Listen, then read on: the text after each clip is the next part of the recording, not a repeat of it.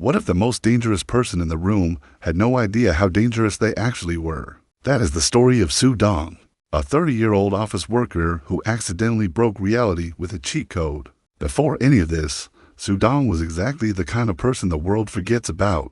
Not famous, not particularly talented, not the hero of any story he had ever told himself. He worked brutal hours at a job he stumbled into after a pandemic swallowed his original plan whole. His parents had connections, he had expectations, and then the company folded and left him with neither. The only time he felt like himself was on weekends, alone in his apartment with a controller in his hand. Single-player games were his world, a clean escape from a life full of people he never quite knew how to read. And on one particular Saturday night, he was losing his mind over floor 90 of a game called Dungeon and Adventure. 200 attempts at the same fire demon boss, 200 losses. And the character sheet was already impressive by any measure. Level 90, 80,000 HP, 18,000 strength. A magic swordsman class built over months of careful grinding. None of it was enough, so Su-dong did what exhausted, slightly desperate people do at midnight. He found a sketchy website, downloaded a cheap program, and started clicking buttons. The interface was embarrassingly simple, just boxes with numbers waiting to be changed. He multiplied everything by 10, HP, MP, strength, agility, all of it. Then, since he was already cheating, he multiplied his coins and items by 100 while he was at it. Millions and billions of crystal coins, tens of thousands of rare potions, mountains of materials he used to dream about earning. He laughed at his screen, a real laugh, the kind that only comes when something is too absurd to take seriously.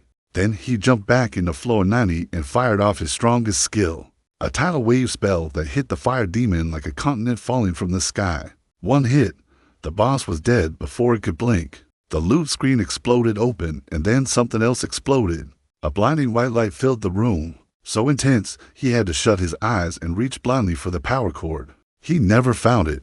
The light wrapped around him like something alive, like it had been waiting for exactly this moment, and everything went dark. When Su-dong opened his eyes again, he was lying in a field of green grass with wind on his skin and no monitor in sight. His head was splitting and the ground underneath him was very, very real. He sat up slowly and said to nobody in particular, "This is not a dream. Dreams never feel this real." He had read enough novels to know exactly what had just happened. He had been pulled into another world. The question was which kind, game world or something else entirely. His game had never featured open grasslands like this one, with actual wind and actual dirt and actual dead rabbit creatures lying nearby. But his status panel was still there when he checked it, floating in his vision exactly as it always had. Name, Su-dong. Class, Magic Swordsman. Power rank, B rank. Stats, all question marks. Different layout, same panel.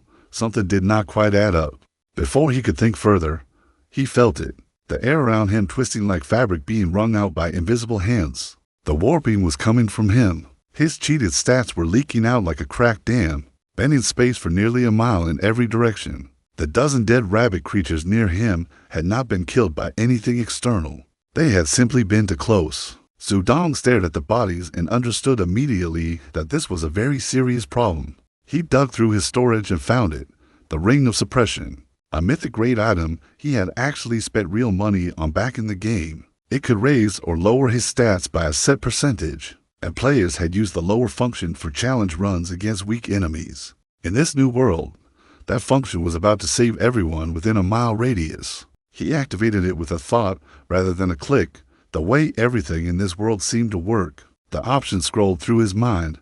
0.01%, 0.1, 1, 2, 5, 10, 20, 50, 80, 100, 120. He picked the lowest, 0.01%.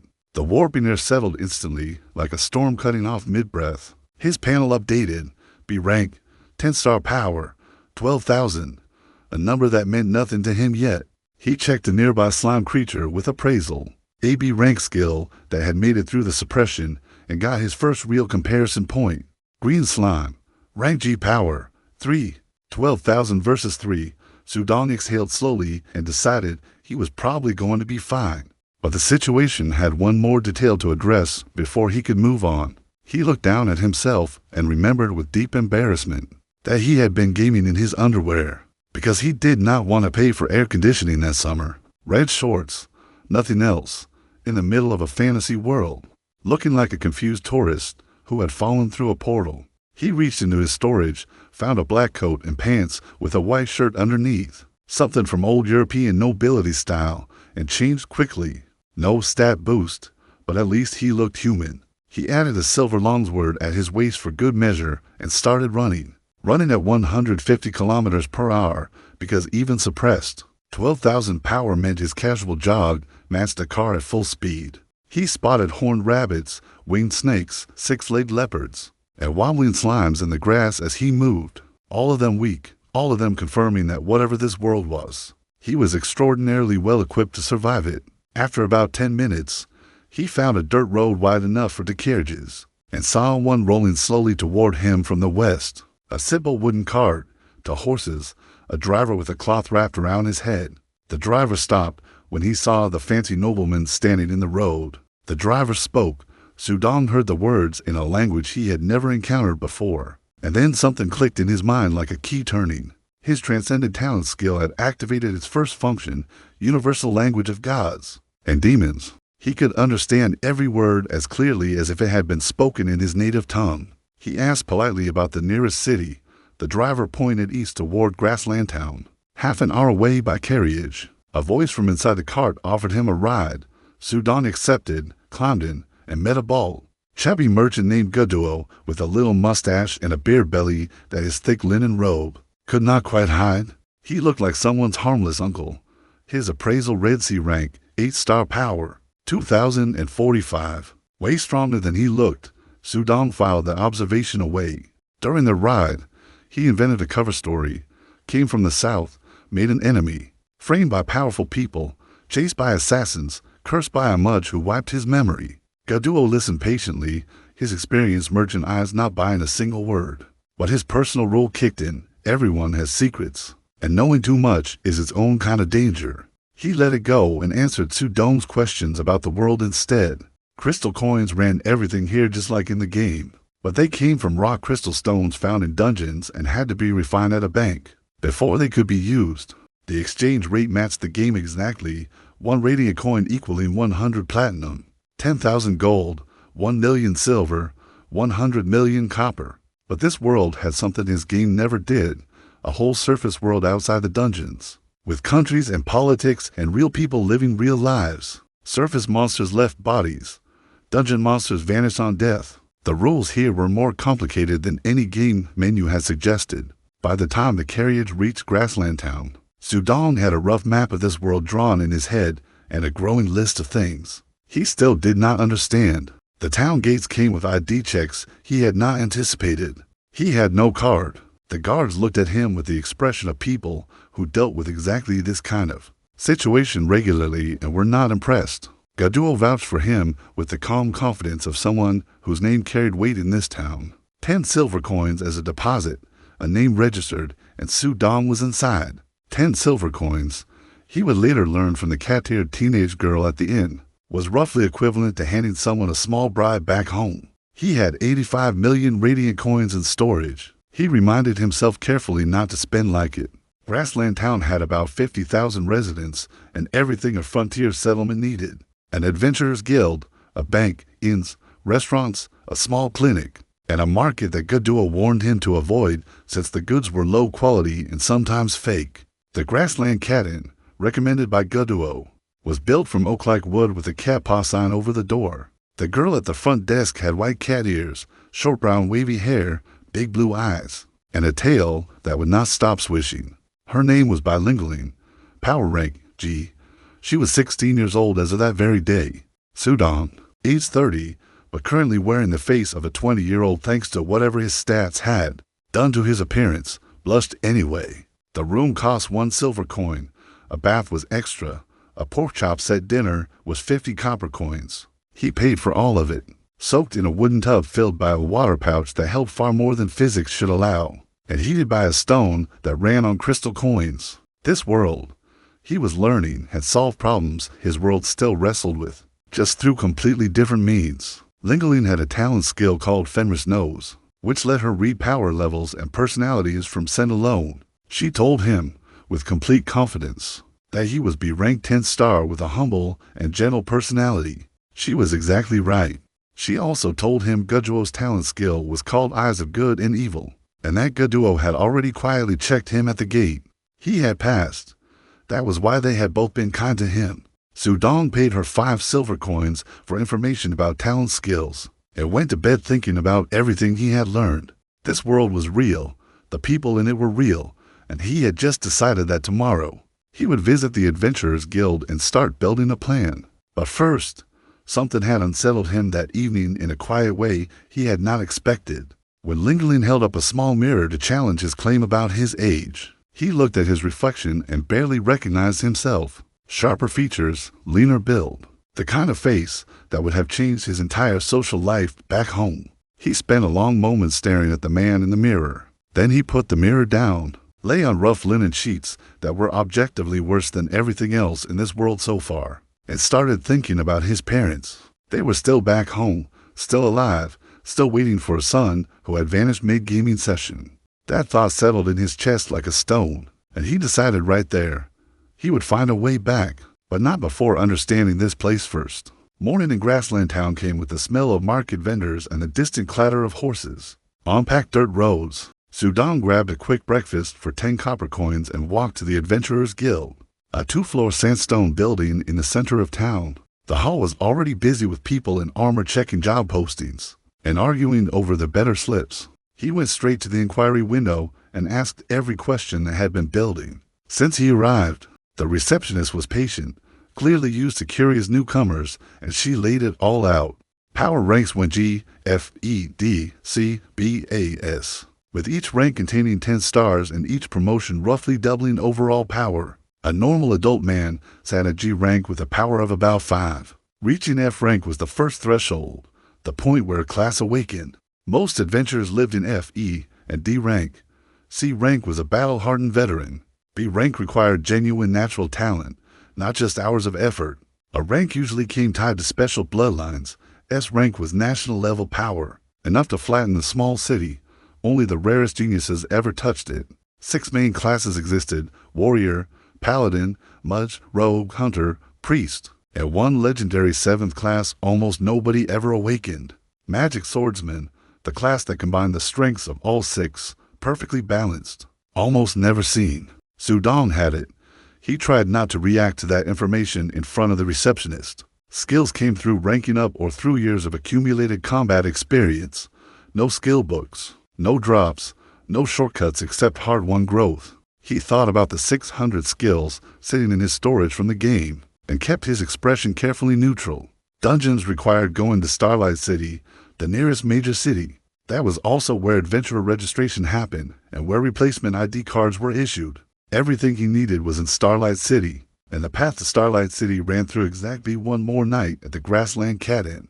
He walked back to say goodbye to Ling and discovered he had arrived on her 16th birthday, the day she officially became an adult. The Starlight City Knights had invited her to join over a year ago, and her parents had held off until she was old enough. Today was that day.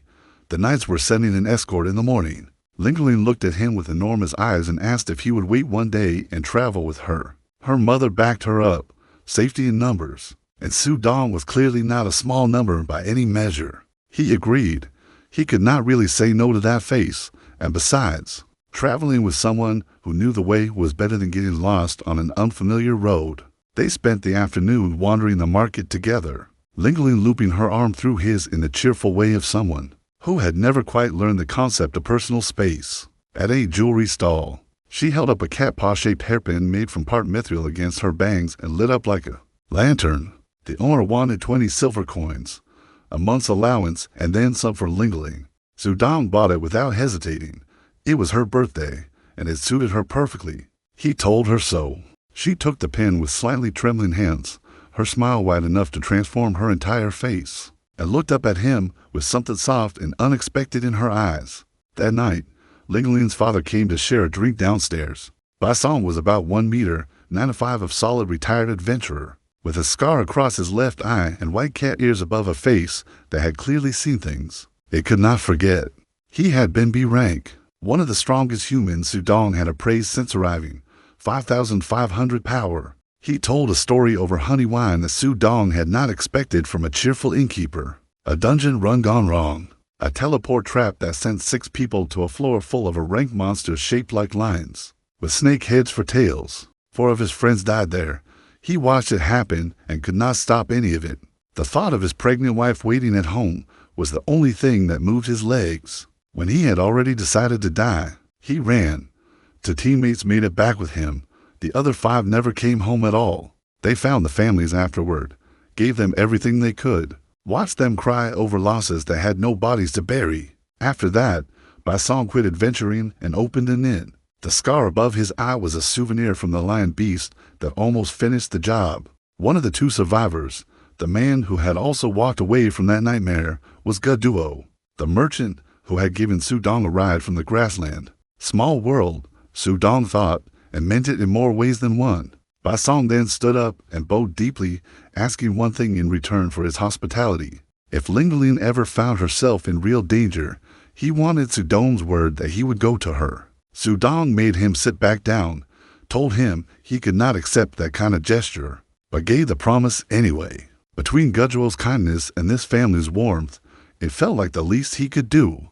Morning arrived in silver and gray. 5 knights in polished armor with a moon and star emblem appeared at the inn door. Their captain was named by Chushi, and she was roughly 20 years old, sharply built, with a pure white ponytail that matched her brows and lashes, like someone had carved her from snowfall. C rank, 9-star power, 2,250. The other 4 knights were only D rank by comparison. Chushi looked at Sudong, saw an overdressed noble boy with expensive clothes and a fancy sword, and made up her mind immediately. She ignored the handshake he offered. He lowered his hand slowly and told himself to be the bigger person. They rode out towards Starlight City, Ling pressed against by Chushi on 1 horse, Sudong behind a 2nd knight. Neither of the civilians knew how to ride, but Sudong discovered quickly that 12,000 power, even at 0.01% suppression, made sitting upright on a moving animal surprisingly natural. An hour into the journey, they entered Moonstar Forest, a protected nature reserve covering 1,600 square kilometers around Starlight City. During the current harvesting ban, the narrow path through was reserved for official travel only. No outsiders allowed. The path ahead should have been clear. It was not. Several huge fallen logs blocked the road where nothing had blocked it at dawn.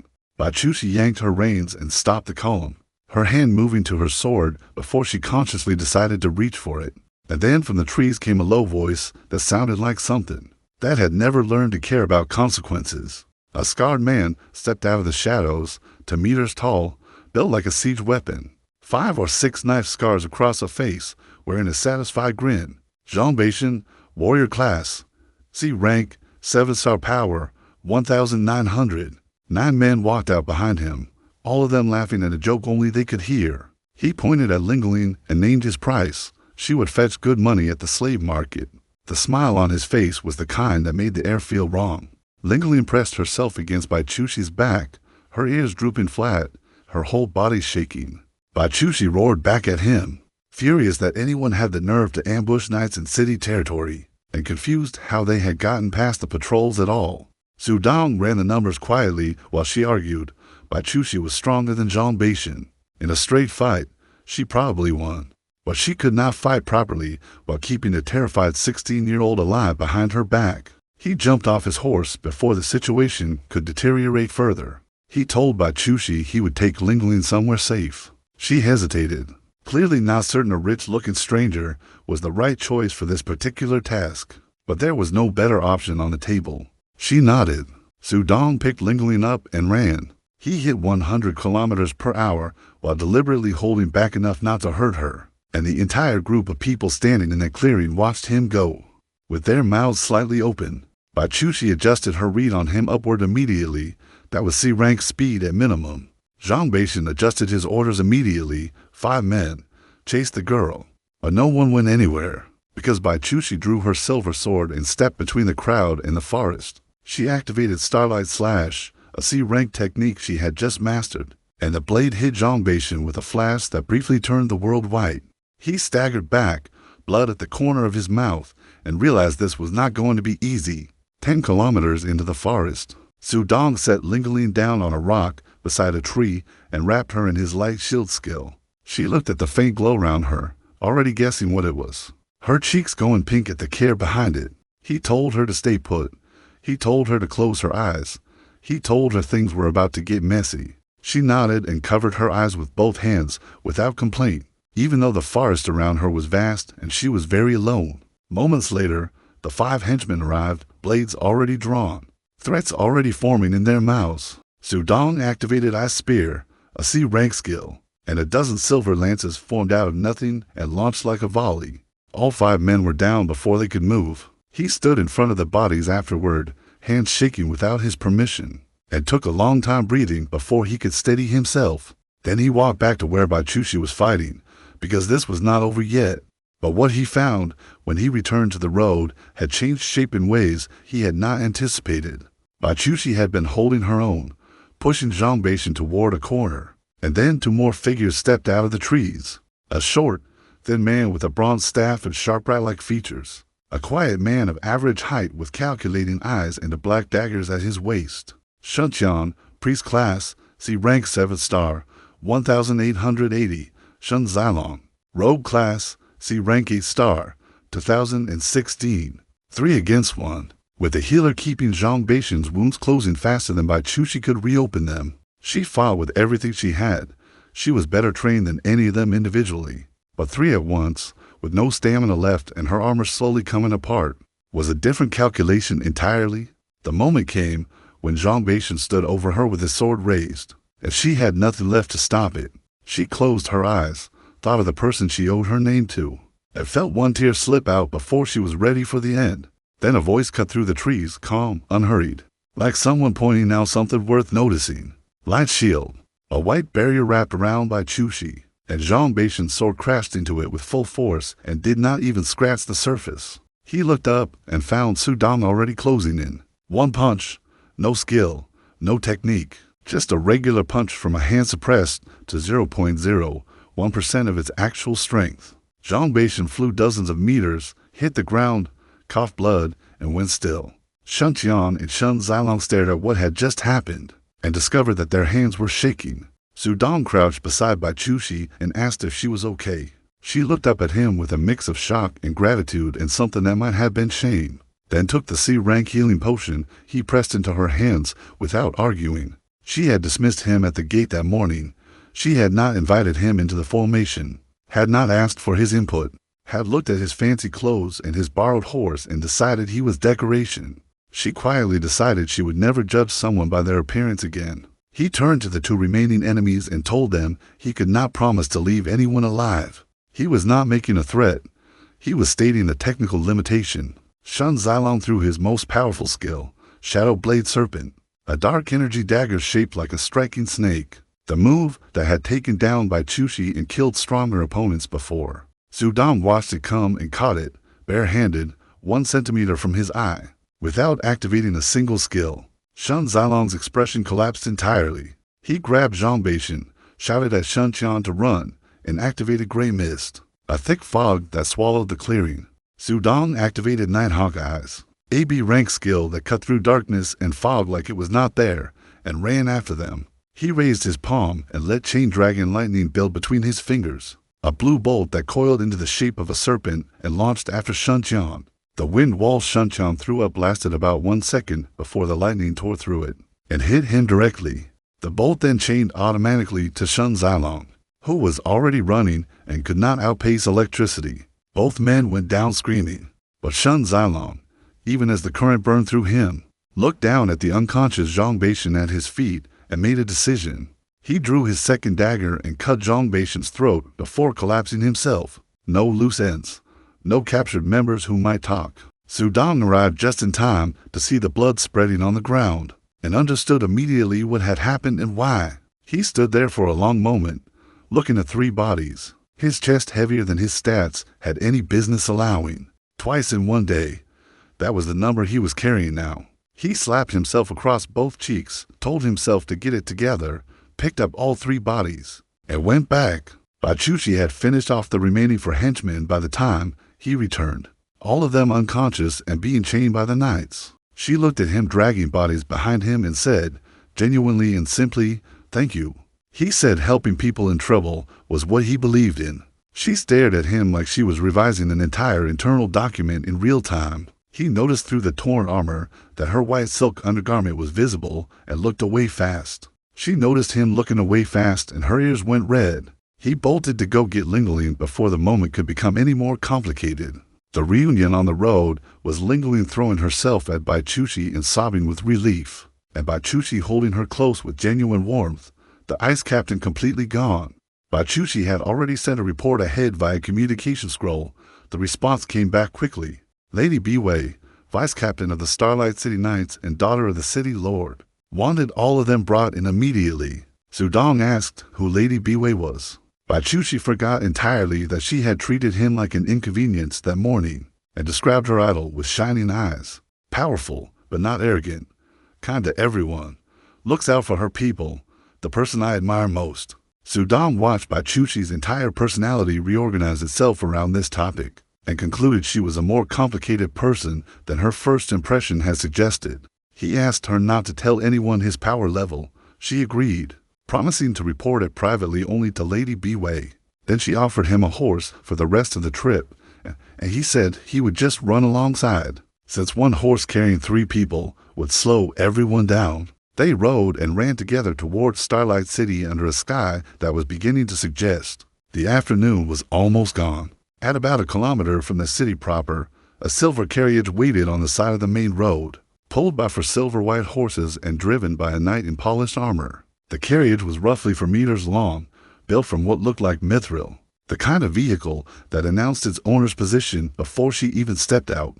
And when she stepped out, Sudong forgot how to be a functioning adult for several seconds. She looked about 20, golden hair styled up with an ornament, doll-like features with pale skin and a faint pink blush, deep blue eyes and bright lips, white pinafore dress, Prussian blue jacket, brown leather boots. She moved like every step had been considered before she took it. Bai Chushi dropped to one knee immediately. Ling sniffed her and announced, with no hesitation at all, that she was stronger than big brother Sudong and gentle too, just like him. Biwei smiled slightly, thanked her, and then turned to Sudong. He was still standing there not responding. Ling kicked his shin. He apologized, said he had been thinking about something, and tried to recover his dignity at least partially. He ran appraisal on her out of habit, and the result came back blank. Name, Baiyu. Class, skill level to low to identify. Power, skill level to low to identify. His B rank appraisal had never failed before.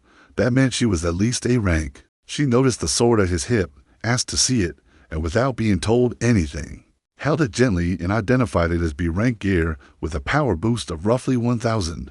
Currently uncharged and running dim. She said the sword would weep if he did not charge it properly and handed it back. He filed that information away and tried to remember how to form sentences. They climbed into Baiyu's carriage and rode the final stretch into Starlight City, which turned out to be nothing like the medieval fantasy town Sudong had imagined.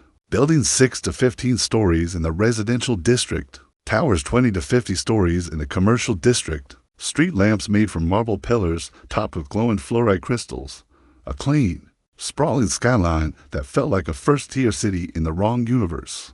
Baiyu explained it calmly, and he listened with growing disbelief. This world had reinforced concrete technology, it had frame structures. It had a hero figure in its history who had changed construction methods to 1,000 years ago and reshaped every city that came after. The commercial district housed the Lord's estate, the Adventurers Guild, the Dungeon Plaza, banks, luxury hotels, malls, and an arena, all within walking distance of each other. Industrial, agricultural, and residential districts ringed the rest of the city, each with its own character and infrastructure. Sudong pressed his face against the carriage window and decided he had badly underestimated this world from the very first moment.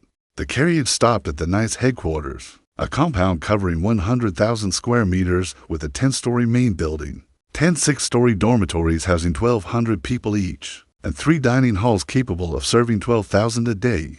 He had expected a modest office building. He found something closer to a military base with better branding.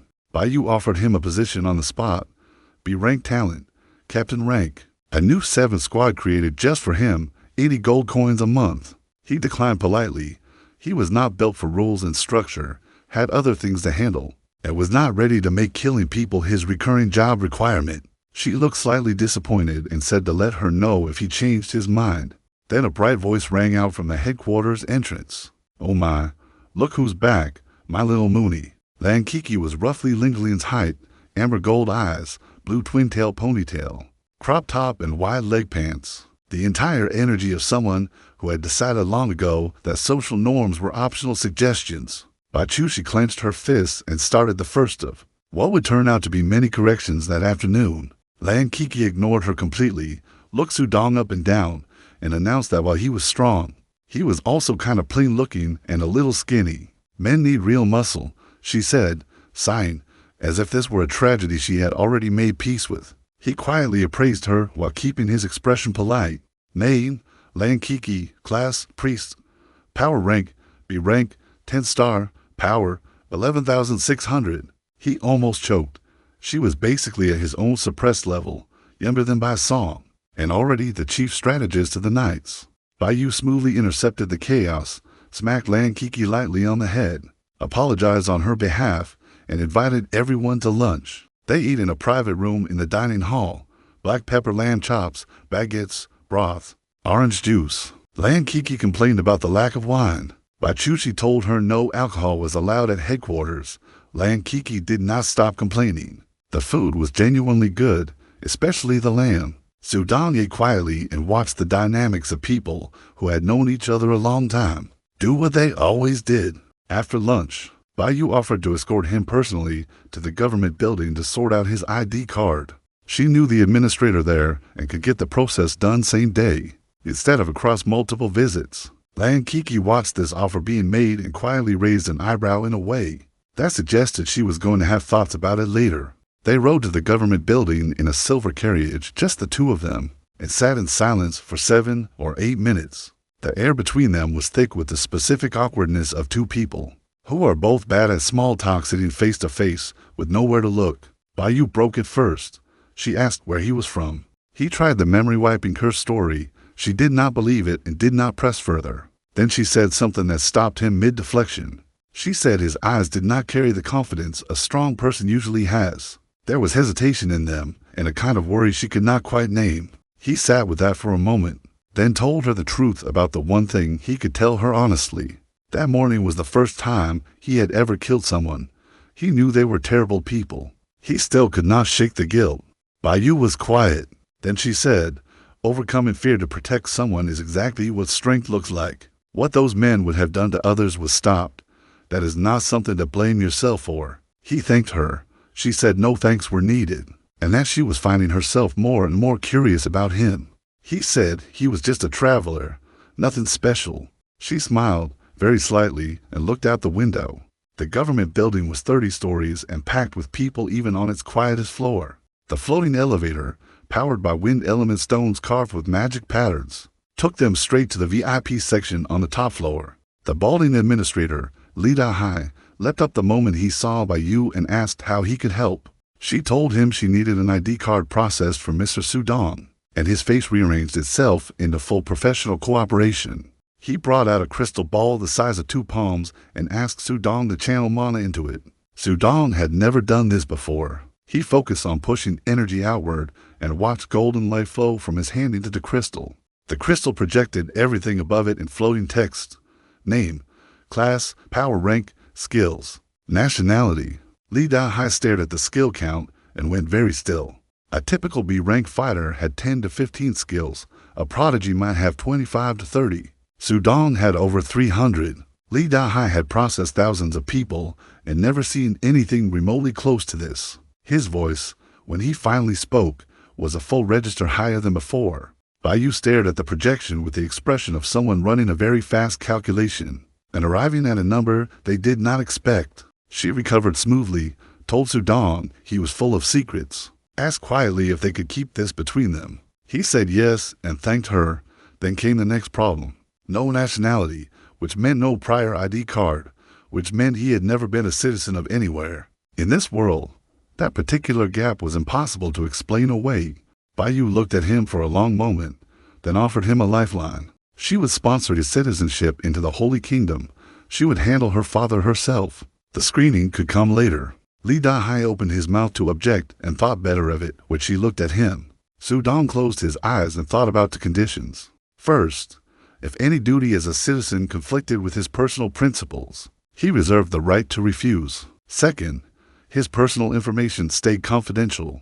Bai agreed to both without hesitation, swore it on her name. They shook hands, her slender fingers in his, both of them holding the other's gaze for a moment, something steady and unspoken passing between them. The crystal ball processed the new nationality. The transcendent skill prompted him to choose an age between 20 and 30, since he was an outsider, and he picked 25 as a compromise between his real age and his current face.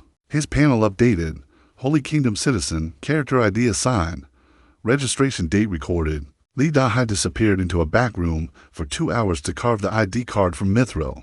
Because Mithril is incredibly hard and there are no shortcuts. Bai said goodbye, handed him her character ID on a small card, and left before he could give her his in return. She had already memorized his on-site. He discovered this later. The finished card was elegant and heavy in his hand. He stood there for a moment feeling something he had not expected, genuine pride of belonging. Somewhere in this world. Li Dahai recommended to buy a Jidli hotel for lodging, top-tier chain. He said, 50 stories, mithril construction, food that people talked about for years after. Cheapest single room, 50 silver coins a night. Prestigious suite, 30 gold coins a night. Su Dong took the address, thanked him, and went straight for the presidential suite. 3 nights paid in advance. 90 gold coins dropped into the lobby manager's hands without a moment's pause. Lu Qingyan, lobby manager of a decade, hands experienced and steady, actually trembled when she felt the weight of the coins. She showed him to the 500th and something square meter presidential suite and walked him through every feature with the composure of a professional who was doing very well at not reacting. Earth Dragon hide sofas, climate control that ran on ice marrow stones, cashmere wool bedding that made the in-sheets feel like sandpaper by comparison, a private kitchen with a chef available on request, a lounge with spa services, and, as she noted while leaning in conspiratorially, certain other services if he was ever interested. He went red and she left with a wink over her shoulder. That night, he slept in a cashmere cloud and did not dream of anything at all. While he was sleeping, the nights were not. Back at headquarters, Bai sat at her desk working through a full day of paperwork alone because the night commander was off in a dungeon with the city lord and Lan Kiki was training the new recruit. Bai Chushi came by with an update. The for-captured henchmen had been interrogated, and they knew barely anything useful. The organization was called the Plunderers International, trafficked women, children, anyone with special abilities, sold them to whoever paid most. The Fur-grunts had only known Zhang Beishan's name in his orders. Nothing about the chain above him, and there was a leak somewhere inside the Knights. That was the only way Zhang Beishan could have known their exact movements and timing. Bai closed her eyes, hands steeple, and said she had already suspected as much. Elsewhere in the city, the figure spoke in the dark about the failed job and who would absorb the cost. The plunderer's representative conceded the penalty, furious but unwilling to burn a useful relationship over one setback. The unknown noble who had appeared from nowhere was the variable none of them had planned for. And deeper in Moonstar Forest, a man named Yang Jing stood in moonlight and told a kneeling figure that they had one more day to find the Forest King before the consequences became personal. Su Dong's interference had knocked his plans slightly sideways. Yang Jing was already sending word to someone above him for more resources. Nobody in any of these conversations knew yet just how badly they had chosen their variables. The next morning, Su Dong slept until noon. He stretched in cashmere luxury, ate canned beef and toast in the kitchen because calling the chef took time and he had plans, and decided today was not a guild day. Today was a shopping day. Full revenge spending mode, he told himself. Every regret from a decade of grinding through a regular life was about to get addressed simultaneously. Lu Qingyan arranged a gold-colored carriage that gleamed like a small sun. In the commercial district traffic, the Wanliu City Mall was 10 stories of glass paneling and silver-gray metal covering 50,000 square meters, with a crystal deer head logo over the main entrance. He stood inside the gold marble lobby for one moment just to appreciate that this was real. Then he went to work. The Chanel store manager, Wang Jingmin, was a sharp-eyed man of about 40 who had built his career on reading customers before they opened their mouths. He spotted Sudong's Victorian noble outfit and wide-eyed expression and mentally revised his daily quota upward. He offered to explain fabric tiers, and Sudong asked him to go ahead. Rough linen for commoners, plain cotton for everyday use, wool and rabbit fur for wealthy merchants, cashmere, silk, and plush cotton blends for nobility. The store carried only the top two. Sudong listened carefully, then said, "Give me your most expensive outfits, all of them."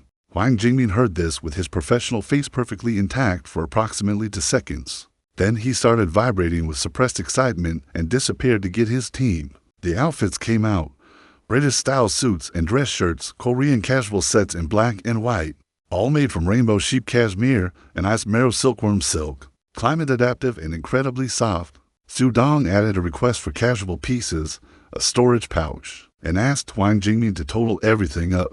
88 pieces of clothing, one premium storage pouch made from 8-horn goat leather with 1,000 cubic meters of capacity and an earth dragon hide exterior. Grand total, 30 platinum coins. He paid without blinking and told Wang Jingmin to keep the change from 30. The staff and other customers watched this happen with varying degrees of stunned silence. Wang Jingmin's year-end numbers had just been resolved in about 45 minutes. With Wang Jingmin as a guide, who personally knew every shop owner in the mall, Sudong proceeded to make the rest of the day's shopping look like a military campaign. Shoes from red crocodile hide with golden rubber tree soles, canned food in every variety available, daily essentials from water pouches to portable fluorite lanterns to tents and sleeping bags, communication scrolls in every range, 10 kilometers, 100, 1,000, 5,000, and unlimited. He bought every unlimited range scroll the mall had in stock. There were 10. He took all of them. By the time he left Wanliu City, every store manager in the building knew his face, and the total spent was approaching 1 radiant coin, roughly 1/60th of the mall's entire annual revenue. In the carriage on the way back, he admitted to himself that he may have gotten slightly carried away. This observation arrived a little late. While Sudong was reshaping the local retail economy, Bachushi was filing a surveillance report at headquarters. He had checked into the presidential suite, spent at least 1 radiant coin shopping, and apparently purchased items including face masks, deodorant, and nose hair scissors among the more standard gear. Bayu listened to this report and fell silent for a moment before saying, "What an interesting man." She told Bachushi that someone with his talent and his character should be recruited properly, and that if they extended a formal offer, she would go herself. Bachushi asked why she was so focused specifically on him, when the Knights already had stronger members. Bayu said she had a feeling there was more to him than was visible, just instinct. Bachushi did not push further, but noted privately that Lady Biwei had never once personally escorted a stranger to the government building before. That evening at the hotel, Sudong had a long conversation with Lu Qingyan about the Knights and about Bayu specifically. What he learned made his already high opinion of her climb into unfamiliar territory. She had pushed the city lord to build an orphanage for children displaced by war. She donated her own salary there every month. Most of those orphan children, once grown and gifted, chose to join the Knights rather than become adventurers because of what she had done for them. She was more beloved by the public than her own older brother, who was technically the heir. Lu Qingyan then asked, with a knowing look, if he had developed an interest in Lady Biwei. He denied it too quickly to be convincing. She warned him gently not to pursue it. Bayu had plenty of suitors, all impressive by any measure, and the lord had been trying to arrange a match with the son of the Ice Snow City lord. For some time, Sudong heard all of this and sat alone on his sweet sofa afterward, thinking about it.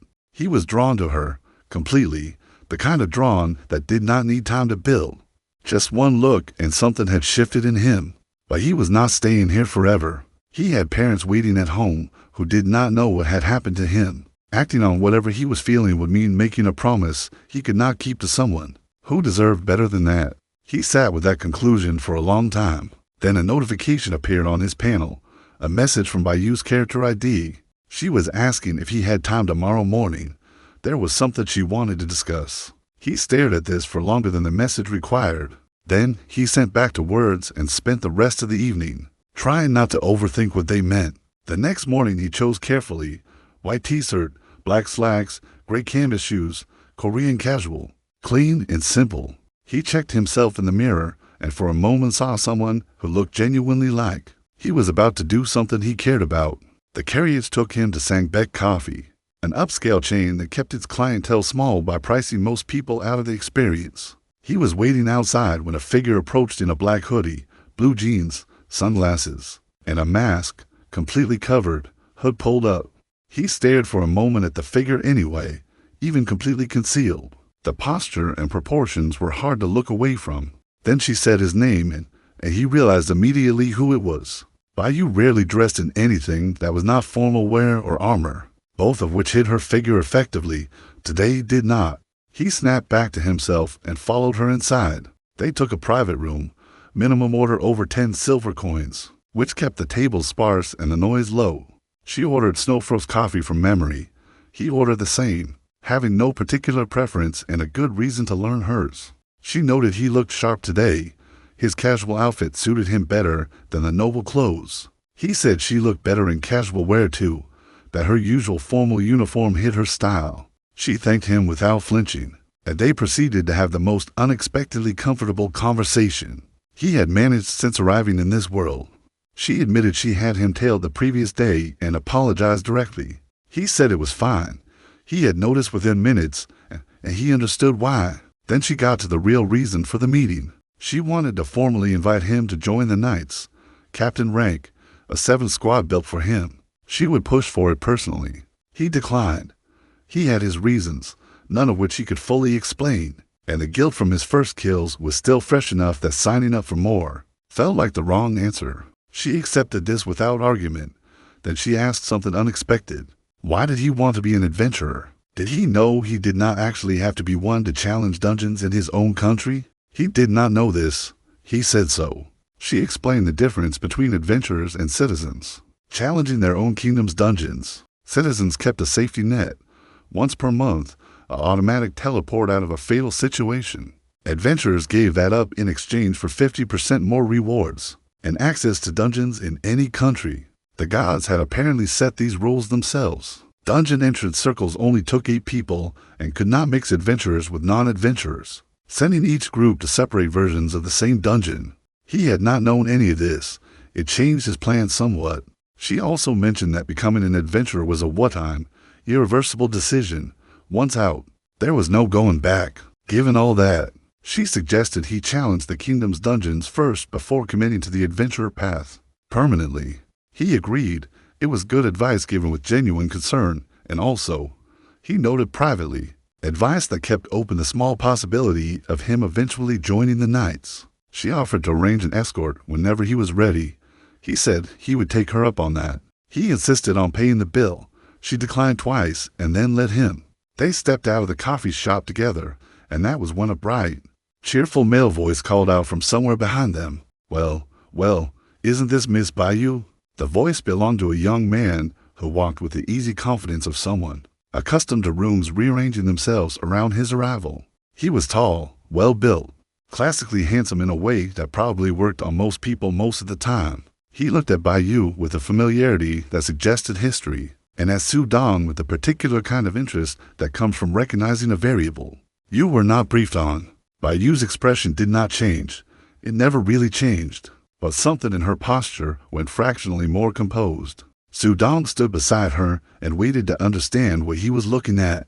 The young man introduced himself, Chun Maju, son of the Ice Snow City Lord. The name hit like a delayed echo of everything Lu Qingyan had told him the night before. This was the man the city lord had been trying to arrange Baiyu with for some time. The genius match her family considered suitable. Chun Maju smiled at Su Dong with the polished warmth of someone who had learned exactly how much warmth was useful. He asked, pleasantly, who his companion was. Baiyu said his name and nothing else. Su Dong, citizen of the Holy Kingdom. Chun Maju nodded with the expression of someone who had already decided the answer to a question he had not yet asked. He suggested they get lunch together, the 3 of them, for old time's sake. Baiyu said she had business to return to. He said he had come specifically to see her and would accompany her back to headquarters if she did not mind. She did not say she minded. The 3 of them moved together through the commercial district with the specific energy of a group. That contained one person too many, but could not agree on which one. Chun Maju asked Sudong various questions on the walk, each one slightly pointed in the way of questions from people who are testing rather than curious. How long had he been in Starlight City? What was his business here? How had he come to know Lady Bayou? Sudong answered plainly, new arrival, sorry now citizenship. Met her through an incident involving the knights. Chun Maju received each answer with the smile of someone who was still looking for the right question. He ran a quick appraisal on Chun Maju and got results back. Name, Chun Maju. Class, warrior. Power rank, A rank, 3-star. Power, high enough that the B rank appraisal was reading the result in incomplete fragments. A rank, meaningfully stronger than anything Sudong had encountered so far at his visible suppressed level. He kept his expression neutral and did not adjust his ring. At the headquarters gate, Chun Maju turned to Sudong with a smile that had a specific quality to it, the kind that is perfectly calibrated to land just inside the edge of civility. He said he hoped to get to know him better during his stay in Starlight City. He said it in a way that meant the opposite of what the word said. Sudong smiled back and said he looked forward to it. He said that in a way that meant exactly what the word said, which was probably the more alarming response. Bayou watched this exchange without expression, which by now Sudong was learning to read as something other than indifference. After Chun Maju departed, Bayou turned back to him briefly. She said, without preamble, that Chun Maju was a political factor in her life and that she wanted him to know. She managed her own circumstances. He said he had no doubt about that. She nodded, thanked him for the coffee, and went back inside. He stood outside the gate for a moment and thought about several things he was not going to do anything about. Then he went back to the hotel, ate an absurdly good steak from Sakura King and blessed cow prepared by the private chef, and decided tomorrow was finally the day for the dungeon. That same evening, deep in Moonstar Forest, Yangjing received confirmation. They had found the Forest King. The Forest King was not a person, it was a creature, an ancient monster that had lived in the protected heart of the reserve for longer than anyone in Starlight City's history could trace. The Knights maintained the protection period partly for conservation, and partly because the Forest King's presence anchored the ecosystem of the entire reserve. Yangjing's organization had a buyer, someone who wanted it captured, not killed. Getting it out of the forest meant going through the protection zone, through the Knights' patrol routes, and doing it quietly enough that no alarm reached headquarters. With the additional manpower he had requested now in place, Yangjing gave the order. By morning, it would begin. Sudong arrived at the Adventurers Guild at mid-morning, this time at the Starlight City branch, which was a significantly different operation than the Grassland Town office. 5 floors, hundreds of active members at any given time, a quest board that covered an entire wall and refreshed 3 times a day. He was not there to register as an adventurer today. Bayou's advice had redirected him. He was there to gather information and orient himself before his first dungeon run. The receptionist assigned to him was efficient and professional and answered everything he asked. Without once looking at the clock, the dungeon plaza was a 15-minute walk from the guild. Multiple dungeon entrances, ranked by difficulty, with the accessible range for citizens starting at low-level floors. Citizens were recommended to challenge floors appropriate to their power level, with the safety teleport activating automatically at the threshold. He was registered at B rank. The floors available to him were correspondingly higher than anything a new adventurer would touch. He also asked about the Forest King and got a look of mild surprise in return. That was protected territory during the conservation period. No civilians were cleared to go near it. Why was he asking? He said he had seen something odd near the forest on his way in and was curious. He did not push further, but the information Bayou had arranged for him through the Knight's communication network was sitting in his panel. The protection period should have been quiet, and it had not been.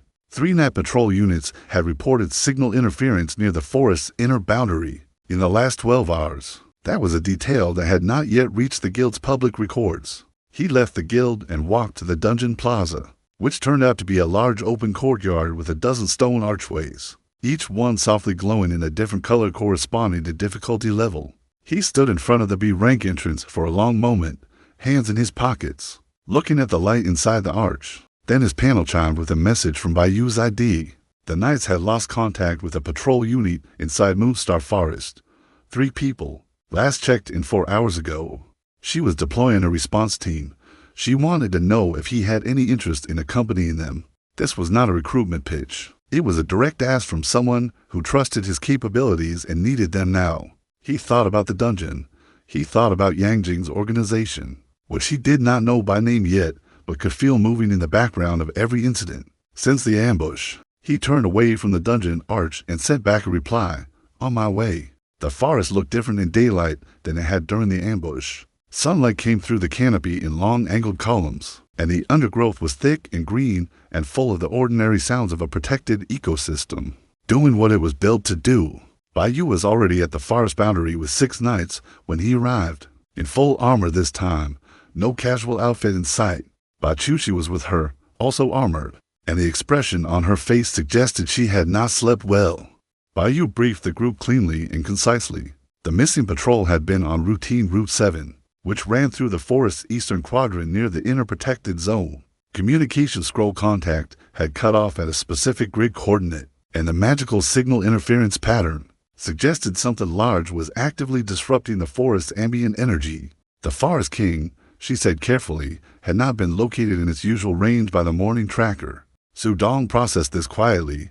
Something was already in motion. They moved into the forest as a group, fast and quiet, Bai Yu setting the pace. Even at C-rank speed, her movement through the trees was precise and economical, nothing wasted. He kept pace alongside her without difficulty and noted her noticing this. The faintest adjustment in her expression before she looked forward again. 30 minutes into the forest, they found the first sign. 3 communication scrolls on the ground, burned at the edges. Marks in the soil from a struggle that had ended recently enough that the disturbed leaves were still settling. No bodies. The patrol had been taken, not killed. Bai Chushi crouched over the marks and said the pattern was consistent with a coordinated capture by people who knew how to do this quietly. Professionals. The plunderers, Bai Yu said, the same organization from the ambush, moved faster than we expected. Su Dong read the scene for a moment, then looked at the direction the disturbance trailed off toward, deeper into the forest, toward the inner protected boundary, toward whatever the Forest King was. He said quietly, "They are not here for the patrol. The patrol just got in the way." Bai Yu looked at him and something shifted in the way she was listening. She asked what he meant. He explained what he had pieced together from the guild inquiry, the patrol reports, and the timing of the disturbance. Someone had been tracking the Forest King's location for at least 2 days before this. The capture attempt on Lingling, the patrol disappearance, the interference pattern near the inner boundary. These were not 3 separate incidents.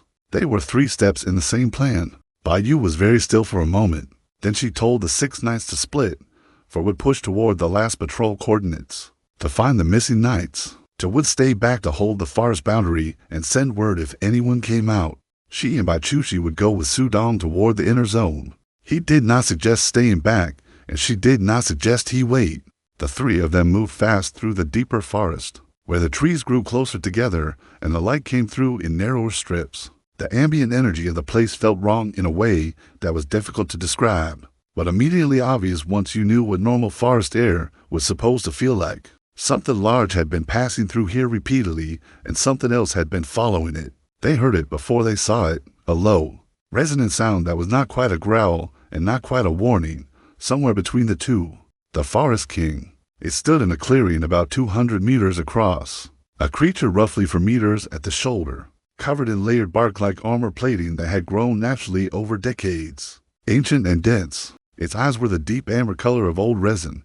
It was injured, not critically, but enough that it had stopped moving. One of its back legs carrying a deep laceration that something very sharp had left behind. Around the clearing's edge, 12 figures in dark clothing and unmarked armor had positioned themselves strategically, in a containment formation. Su Dong appraised the formation leader quickly, C rank, 9-star, strong, well-equipped, not operating alone, and standing at the clearing's far edge, directing everything with the quiet authority of someone who had not come here to be surprised by anything. Was Yang Jing? Su Dong appraised him and felt the appraisal fail partway through. A rank, possibly higher. Bai Yu's hand moved to her sword without sound. Yang Jing noticed the 3 arrivals and tilted his head with something that was almost amusement. He said, "Vice Captain Bai Yu, I had expected the knights eventually. I had not expected them this quickly." He looked at Su Dong with an expression of recalibration. He said, "And you are the variable I was told about, the unknown noble from the ambush. 12 armed people in containment formation, a wounded but dangerous ancient creature behind them, and a man whose power level Su Dong could not fully read. This was not a simple interception. This was a problem with multiple failure points."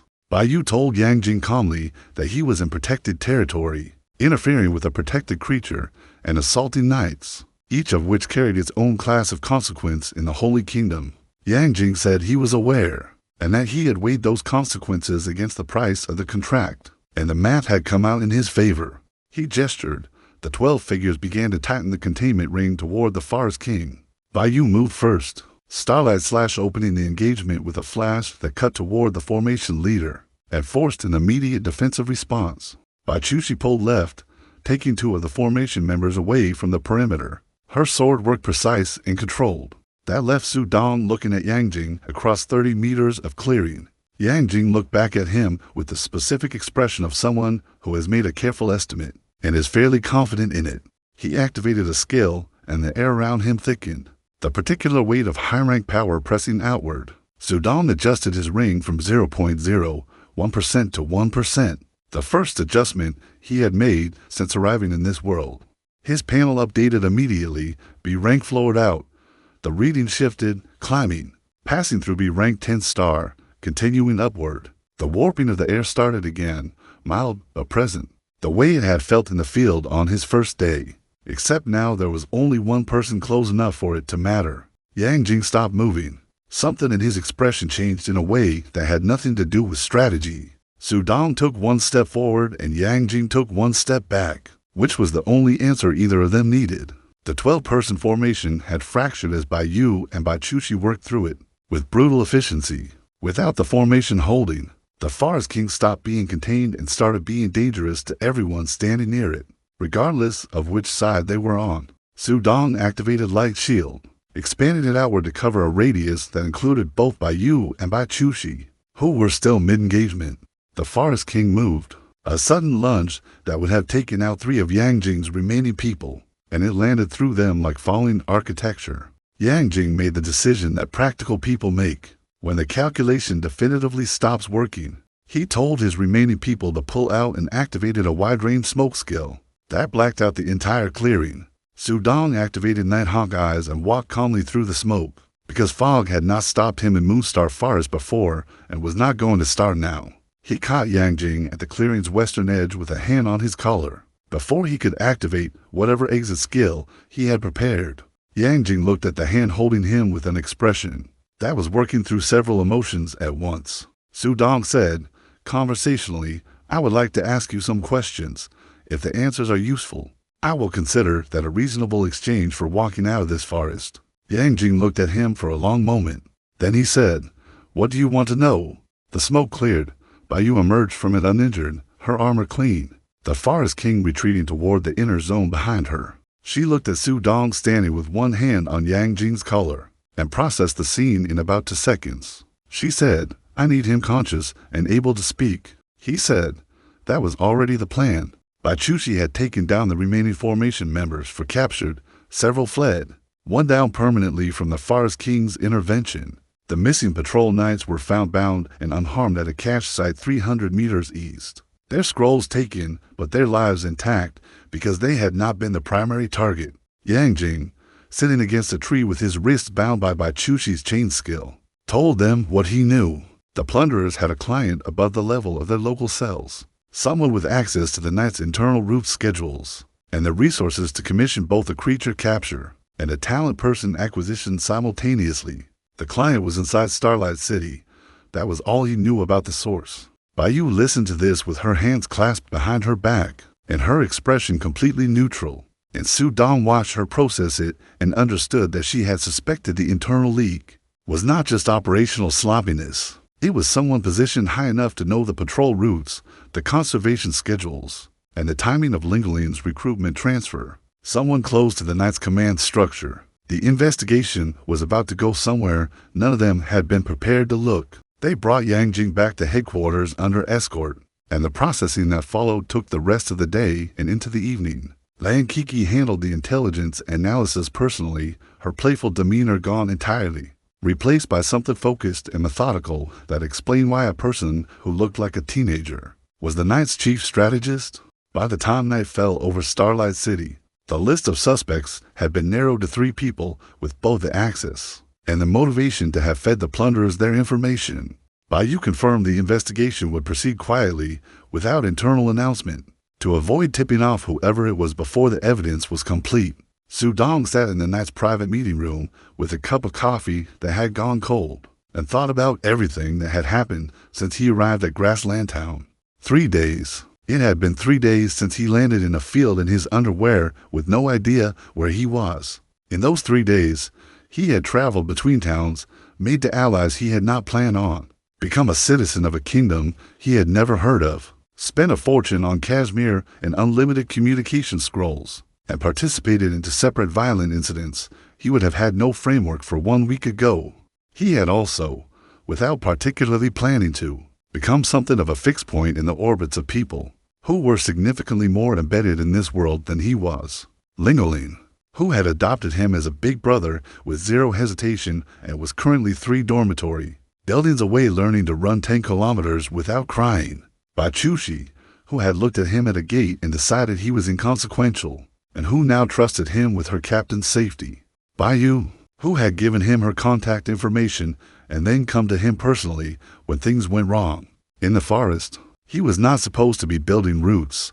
He was supposed to be finding a way home. But the transcendent skill in his panel, the one that said explore this world and slowly uncover the truth, with no active function yet beyond language, was sitting there quietly, and he had a growing suspicion that uncovering the truth was not going to happen from a hotel room. Bayou found him there when she came to close the meeting room for the night. She asked if he was all right. He said he was fine, just thinking. She sat down across from him without being asked, which was the kind of thing she apparently did when she decided someone needed company, whether or not they had said so. She said, "You did well today. You kept Yang Jing alive when you could have ended the situation faster a different way. That was a choice that cost you something and gave us something more valuable." He said, "I am getting slightly better at not making permanent decisions out of temporary situations." She almost smiled. Almost. He asked what happened next, meaning the investigation, the plunderers, the internal suspect. She said it would take time and needed to be handled carefully. The wrong move at this stage could collapse the evidence and let whoever it was disappear cleanly. He asked if there was anything he could do that would help. She looked at him across the table and said, "Stay in the city a little longer. That is enough." It was not a nice request. It was not a recruitment pitch. It was just what she actually wanted. He said he was not planning on going anywhere soon. Outside the headquarters windows, Starlight City spread in every direction under a sky that had gone the deep violet of late evening. The fluorite street lamps, coming on in sequence down Star Moon Avenue like a string of small moons laid end to end. Somewhere in the city, the investigation was already in motion. The plunderers were recalibrating after a second failure. The suspect inside the Knights did not yet know they had been identified as a possibility, and in Moonstar Forest, the Forest King had retreated to the deep inner zone where no capture formation could follow it, the ancient creature settling back into the silence it had maintained for decades. Everything was still in motion, nothing had been resolved cleanly, but the threads were visible now in a way they had not been 3 days ago, and the people holding the other ends of those threads had someone new in the picture they had not accounted for. Su Dong walked back to the hotel that night, through the commercial district, past the towers with their lit windows and the street lamps casting long shadows. Across the wide, clean avenue, he passed the coffee shop where he had sat with Bayou that morning, which felt significantly longer ago than the same day. He thought about his parents. He thought about the thin silver moon that had hung over Grassland Town, his first night in this world. He thought about the transcendent skill and its description, explore this world, slowly uncover the truth, whatever truth it was pointing at. He was beginning to suspect it was not a small one.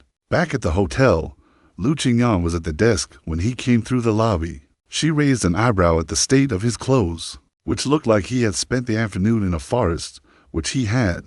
She said, "Esteemed guest, shall I arrange a bath?" He said, "Please." She nodded and got it started without further comment, which was the particular professional grace of someone who had learned a long time ago. not to ask questions that were not her business. He took the elevator up, soaked in the crystal-carved tub until the tension of the day left his shoulders, and lay down on the cashmere blankets. He thought about the next step, which was still the dungeon. That had not changed. Whatever was happening with the plunderers and the internal investigation was by Yu's territory, and she was better equipped for it than he was. His own reason for being in this world, the thing he actually needed to understand, probably lived inside a dungeon floor somewhere, connected to whatever his transcendent skill was slowly unlocking. The dungeon entrance had been there today.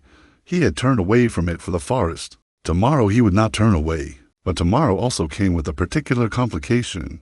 That Ling would be finishing her first week of training and would probably send a message, asking for updates. And Bai Chuchi had mentioned, when he left the headquarters, that there were things the investigation team might want to ask him about Yang Jing's movements before the ambush. And Bai Yu had said stay a little longer as if that were a simple thing with no implications. He stared at the ceiling of his presidential suite, at the fluorescent chandelier that was slowly dimming as its coin fill wound down, and admitted to himself that this was not turning out to be a working vacation. It was turning into something with more weight to it than that. He did not know the word yet for what it was becoming, partly because he had not had enough experience with things that mattered to recognize the shape of it.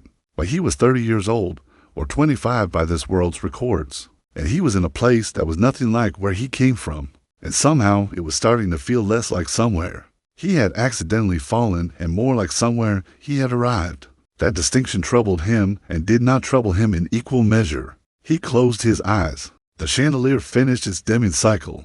The room went dark, and in the silence of the Bayajili Hotel's presidential suite, a 30-year-old office worker who had cheated his way out of a video game and into a world he had no map for fell asleep thinking about a coffee shop, a forest, and a woman with golden hair who had said stay as if she meant it. 3 days into this world, and the questions were multiplying faster than the answers. Why had the cheat code pulled him here and not elsewhere? Why had his game storage carried over intact, while his stats reset into something this world could read? Why did his transcendent skill exist at all, and what truth was it building toward?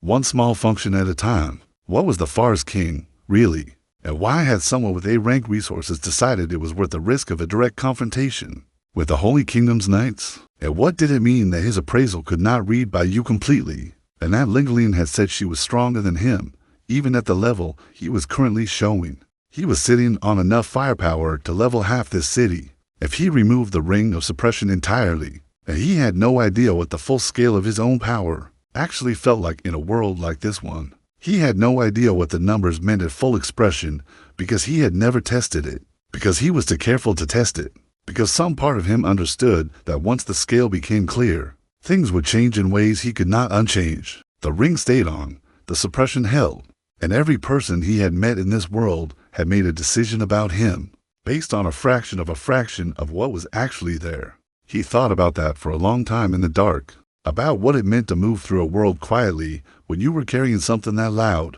about whether the reason he had always preferred single-player games was connected to the reason he had always been better at watching people than being seen, about whether a world that had this much gravity in it after only 3 days was trying to tell him something he was not quite ready to hear. He did not arrive at answers, he arrived at sleep, and in the morning the city would be waiting, bright and loud and full of problems that were becoming, whether he had agreed to it or not, at least partly his to help solve. This was not the story he had planned when he downloaded a cheat program at midnight in his underwear. But then, again, the best stories rarely start with anyone planning them. They start with someone making one small decision that turns out to be larger than it looked. For Su Dong, that decision had been clicking a button that multiplied everything by 10. And what had come out the other side of that button press was this: a world with real weight, and real people and real consequences, where his absurd hidden power was the least interesting thing about him, where what mattered was the choice he made. When Bai Chuchi's sword was falling toward the end of her story, where what mattered was the promise he made to a retired adventurer over honey wine in a small town inn, where what mattered was the 2 words he sent back to a message from someone he was trying very hard not to think about too much. He had crossed into another world carrying more power than this world had words for, and spent 3 days trying not to use most of it. And somehow, in doing that, he had become something neither the game nor his old life had prepared him to be. present, invested, part of something that was happening to people who were not him. The transcendent skill called it exploring the world and uncovering the truth. He was starting to suspect that the truth it was building toward was not about the world at all. In Moonstar Forest, the ancient creature rested in the dark. In the headquarters, the investigation file grew one page thicker. In the city's shadows, the plunderers adjusted their plans and waited for a better moment. And in the presidential suite of the finest hotel in Starlight City, a man who had once spent 100 nights losing to the same boss finally had something worth waking up for. Not a dungeon, not a cheat, not a shortcut to any answer. Just the next morning, arriving with its ordinary weight. In a world that kept refusing to be ordinary, Sudong would wake up, eat something in the kitchen, and walk out into Starlight City with his suppressed stats and his full storage, and his 3-day-old Mithril ID card. He would figure out the dungeon. He would check in on Lingling. He would answer whatever the investigation team needed from him.